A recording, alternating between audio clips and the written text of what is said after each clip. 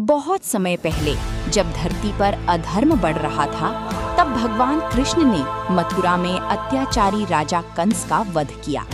लेकिन कंस का ससुर जरासंध बार बार मथुरा पर हमला करने लगा। जनता को सुरक्षित रखने के लिए श्री कृष्ण ने समुद्र के किनारे एक नई नगरी बसाने का निर्णय लिया। कहते हैं कि भगवान कृष्ण ने समुद्र देव से भूमि मांगी। समुद्र देव ने उन्हें भूमि दी और विश्वकर्मा ने केवल एक रात में एक अद्भुत स्वर्ण नगरी बनाई। यही नगरी थी द्वारका। द्वारका को सोने की नगरी कहा जाता था। यहाँ विशाल महल, चौड़ी सड़कें, सुंदर बाग और ऊंचे मंदिर थे। ये नगरी इतनी भव्य थी कि देवता भी इसकी सुंदरता देखकर चकित हो जाते थे। द्वारका में भगवान कृष्ण राजा के रूप में विराजमान हुए, इसीलिए उन्हें द्वारकाधीश कहा गया, अर्थात द्वारका के राजा।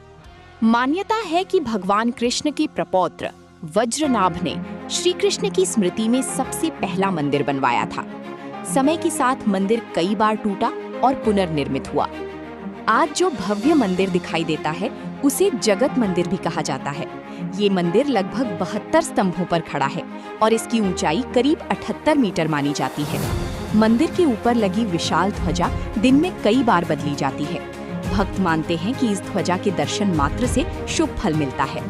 महाभारत युद्ध के बाद यदुवंश में आपसी कलह शुरू हो गई।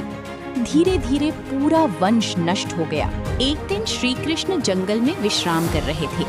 तभी एक शिकारी जरा ने उनके पैर को हिरण समझकर तीर चला दिया। जब शिकारी को अपनी गलती का पता चला तो वो रोने लगा। श्री कृष्ण ने उसे क्षमा कर दिया। इसके बाद भगवान कृष्ण ने अपना देह त्याग दिया और वैकुंठ धाम चले गए।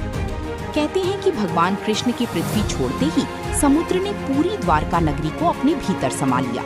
समुद्र में डूबी द्वारका की कहानी सदियों तक केवल एक रहस्य मानी जाती रही, लेकिन बाद में समुद्र के अंदर खोज में कुछ प्राचीन संरचनाएं मिली। कई लोग मानते हैं कि ये उसी प्राचीन द्वारका नगरी के अवशेष हो सकते हैं। हालांकि इतिहासकारों और वैज्ञानिकों में इस विषय पर अलग अलग मत हैं, लेकिन भक्तों के लिए द्वारका आज भी भगवान कृष्ण की दिव्य नगरी है। भक्त मानते हैं कि द्वारकाधीश मंदिर में सच्चे मन से प्रार्थना करने पर भगवान कृष्ण जीवन के दुख दूर करते हैं।